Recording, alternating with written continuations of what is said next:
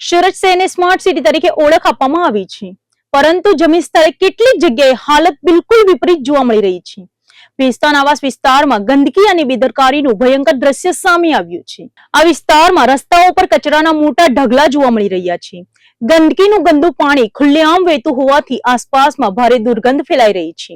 આ પરિસ્થિતિમાં અહીં રહેતા લોકો માટે દૈનિક જીવન મુશ્કેલી બની ગયું છે. સ્થાનિક રહેવાસીઓનું કહેવું છે કે તેઓએ અનેક વખત ફરિયાદો નોંધાવી છે, પરંતુ આજ દિન સુધી કોઈ જવાબદાર અધિકારી સ્થળ પર આવીને યોગ્ય કાર્યવાહી કરી નથી રહ્યા.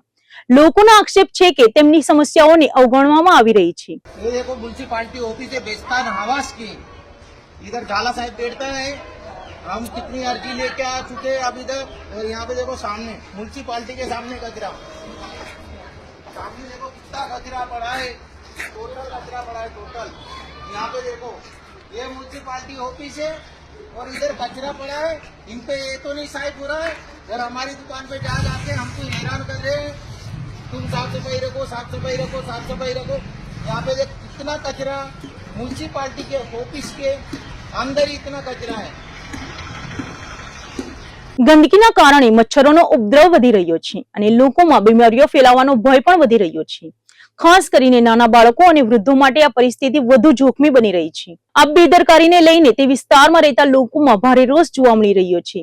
લોકો હવે તંત્ર સામે સવાલો ઉઠાવી રહ્યા છે. શું આ જ સ્માર્ટ સિટી સુરતની હકીકત છે?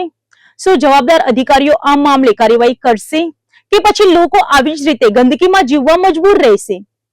હું છું મમતા રાઠોડ. આપ જોતા રહો અમારી ચેનલ દિવ્ય સુરત ડિજિટલ ન્યૂઝ.